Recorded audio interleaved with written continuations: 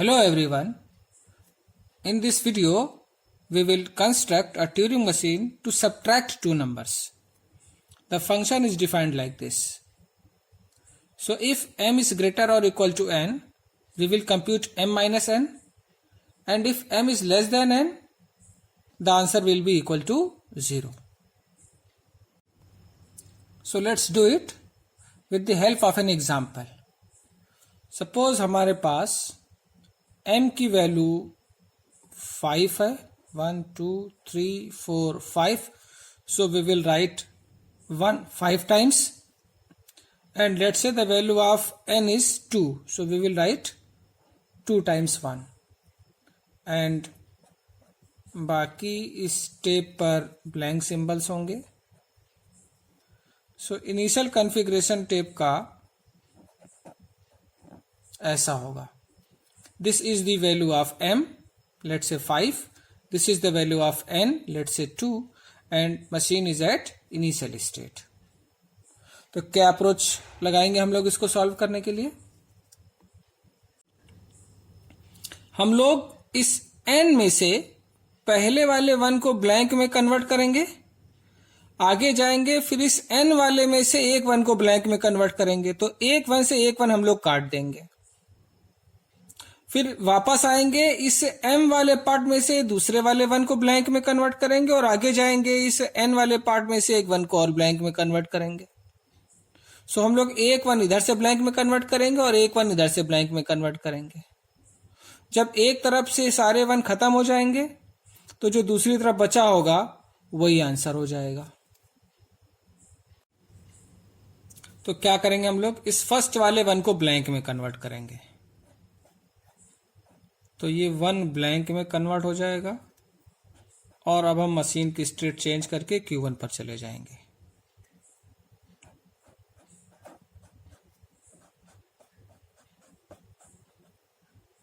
क्या किया हमने, इनिशियल स्टेट पर पहला सिंबल 1 मिला, इस 1 को ब्लैंक में कन्वर्ट किया और राइट में मूव कर गए Q1 स्टेट पर. अब इस Q1 स्टेट पर हम कोई चेंज नहीं करेंगे, 1 को 1 रखेंगे और इस ब्लैंक तक अपने को जाना है. तो हम क्या करेंगे, Q1 पर अगर 1 मिल रहा है तो 1 को 1 ही रखेंगे, राइट में मूव करेंगे. तो Q1 पर 1 मिलेगा, 1 को 1 रखेंगे, राइट में मूव करेंगे, Q1 पर दूसरा 1 मिलेगा, सारे 1 रीड हो जाएंगे. फिर Q1 पर अपने को 0 मिलेगा. Q1 पर 0 मिलेगा तो हम 0 को 0 ही रखेंगे और स्टेट चेंज कर देंगे. तो Q2 ये इंडिकेट करेगा कि हमने m वाले पार्ट के सारे 1 रीड कर लिए हैं, और अब इसके बाद n वाला पार्ट स्टार्ट होगा. तो हम लोग कहाँ पहुंचेंगे, पहला वाला 1 ब्लैंक में कन्वर्ट हो चुका है, और हम लोग Q1 पर 0 रीड करेंगे और Q1 पर 0 रीड करके Q2 पर पहुंच जाएंगे. तो पहला वाला 1 ब्लैंक में कन्वर्ट हो गया है, 1 2 3 4 0, और अब इस Q2 स्टेट पर हम लोग 1 को रीड कर रहे होंगे. अब Q2 पर भी हमको कुछ नहीं करना है, हमको सिर्फ कहां तक जाना है, ब्लैंक तक जाना है, राइट मोस्ट पोजीशन तक. तो Q2 पर अगर अपने को 1 मिलता है तो 1 को 1 ही रखेंगे और राइट में मूव करेंगे. फिर Q2 पर हमको ब्लैंक मिलेगा, तो इस ब्लैंक से हम लोग पीछे आ जाएंगे और इस 1 को ब्लैंक में कन्वर्ट करेंगे. तो Q2 पर अगर ब्लैंक मिलता है सपोज अपने को, तो इस ब्लैंक को ब्लैंक रखेंगे, लेफ्ट में मूव करेंगे और सपोज Q3 स्टेट पर चले जाएंगे. तो Q2 पर 1 मिलेगा, राइट में जाएंगे, Q2 पर ब्लैंक मिलेगा, वापस से पीछे आएंगे Q3 पर. तो ये 1 ब्लैंक हो गया है, और इस वाले 1 पर अब हम लोग आ जाएंगे और स्टेट हमारी क्या होगी, Q3 होगी. अब Q3 पर इस 1 को हमको ब्लैंक में कन्वर्ट करना है और फिर पीछे आना है. तो Q3 पर अगर अपने को 1 मिलता है तो हम लोग 1 को अब ब्लैंक से कन्वर्ट करेंगे और अब पीछे आएंगे और स्टेट मान लेते हैं कि हमने Q4 कर ली। तो Q3 पर ये वाला 1 ब्लैंक में कन्वर्ट हो जाएगा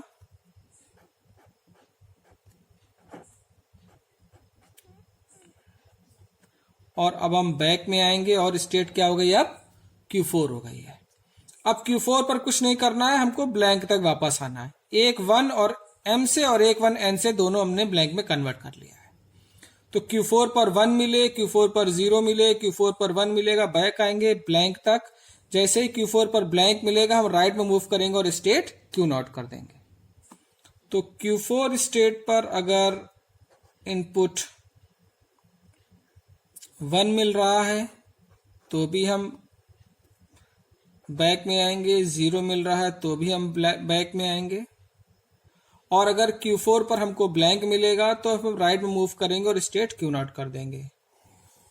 तो Q4 पर अगर अपने को ब्लैंक मिलता है, ब्लैंक को ब्लैंक रखेंगे और अब किधर मूव करेंगे, राइट में मूव करेंगे तो वापस ही हम Q0 स्टेट पर पहुंच जाएंगे।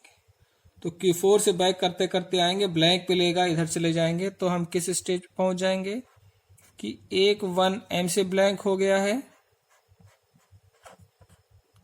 और एक 1 N से ब्लैंक हो गया है and we are again at initial state. अब Q0 पर ये दूसरा वाला जो 1 है ये भी ब्लैंक में कन्वर्ट हो जाएगा और हम राइट में मूव करेंगे, फिर यहाँ लास्ट राइट मोस्ट ब्लैंक तक जाएंगे, फिर बैक आएंगे, इस दूसरे वाले 1 को ब्लैंक में कन्वर्ट करेंगे और फिर पीछे आएंगे। तो एक और पास के बाद ये 2 1 ब्लैंक में कन्वर्ट हो गए होंगे और इधर से भी 2 1 ब्लैंक में कन्वर्ट हो गए होंगे और वापस से Q0 पर आ गए होंगे। यानी यही वाला प्रोसेस एक बार और रिपीट हो जाएगा, ये सेम रूल से। अब देखिए Q0 पर जब हम 1 रीड करेंगे तो आगे हमारे पास N में कोई भी 1 नहीं बचा है। तो Q0 पर हम 1 रीड करेंगे, 1 को ब्लैंक में कन्वर्ट करेंगे, ये वाला 1 भी ब्लैंक में कन्वर्ट हो जाएगा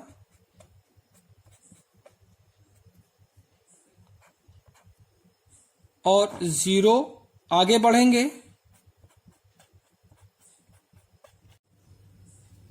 यानी इस 0 के बाद हमको 1 नहीं मिलेगा।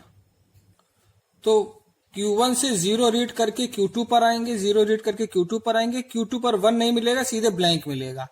सीधे ब्लैंक मिलेगा तो ब्लैंक को हम ब्लैंक रखेंगे और बैक में आएंगे तो Q3 पर हमको 0 मिलेगा। क्या कह रहे हैं कि इस Q0 पे इस 1 को ब्लैंक करने के बाद ये तीनों ब्लैंक हो जाएंगे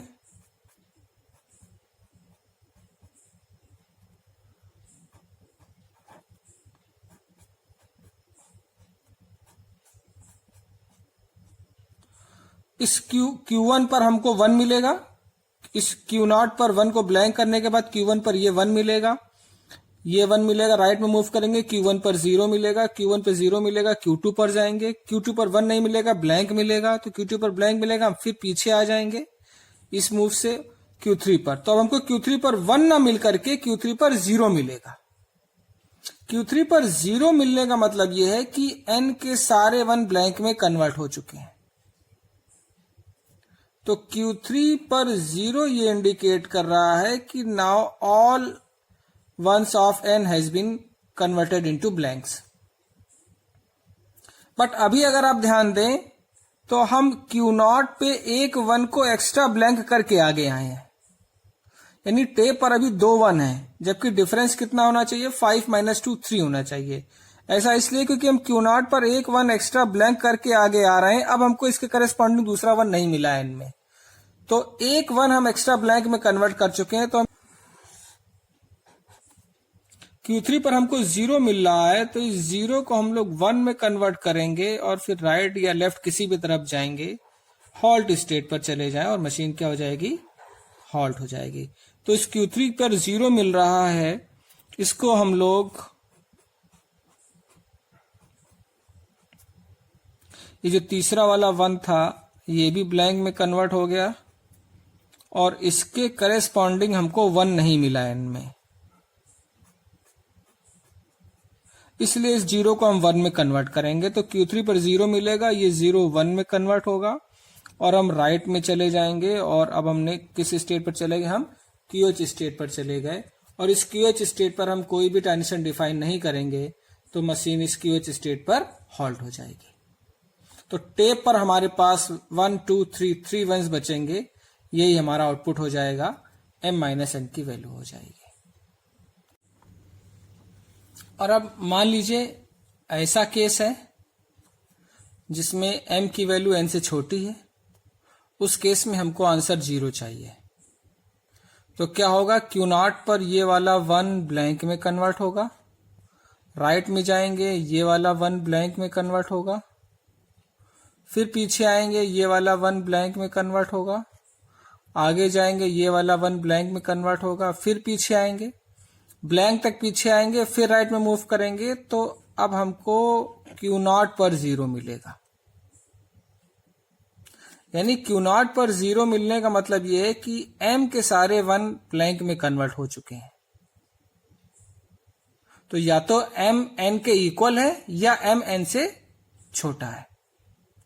तो अब क्या करना होगा, Q0 पर 0 है, तो Q0 पर 0 को अब हमको आंसर 0 चाहिए दोनों ही केसेस में। अगर m n के इक्वल है तो भी 0 आंसर आएगा, m-n 0 होगा, और अगर m n से छोटा है तो भी 0 आएगा। तो Q0 पर 0 मिलने का मतलब ये दो केसेस हो गए, या तो m n से छोटा है या इसके इक्वल है। दोनों ही केसेस में हमको 0 आंसर चाहिए। तो Q0 पर अगर 0 मिलता है तो 0 को 0 ही रहने देंगे, और अब ये जो 1 अगर यहां पर बचे हुए हैं इनको भी ब्लैंक में कन्वर्ट कर देंगे। तो 1 को ब्लैंक में कन्वर्ट करते हुए हम राइट में मूव करेंगे जब तक ब्लैंक नहीं मिलेगा। ब्लैंक मिलेगा तो ब्लैंक के बाद हम हॉल्ट हो जाएंगे। तो क्या कह रहे हैं कि अगर Q0 पर अपने को 0 मिलता है तो हम 0 को 0 रहने देंगे और राइट में मूव करेंगे।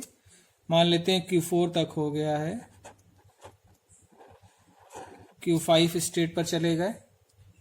अब इस Q5 पर अगर अपने को 1 मिलता है तो उस 1 को हम ब्लैंक में कन्वर्ट करेंगे। ऐसा तब होगा जब n की वैल्यू m से बड़ी होगी, अदरवाइज हमको तुरंत Q5 पेयर के बाद ब्लैंक मिल जाएगा अगर ये इक्वल है तो कोई भी केस हो, Q5 पर अगर अपने को 1 मिल रहा है तो हम 1 को ब्लैंक में कन्वर्ट करेंगे और राइट में मूव करते रहेंगे। कब तक, जब तक क्या नहीं मिलता, ब्लैंक नहीं मिलता।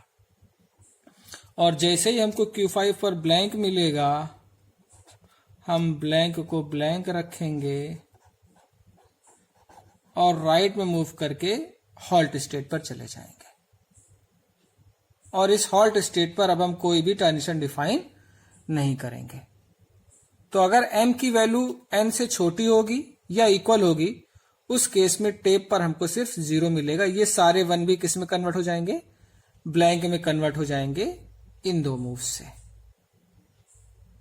तो m-n के लिए, सब्ट्रैक्शन के लिए ये ट्यूरिंग मशीन आएगी।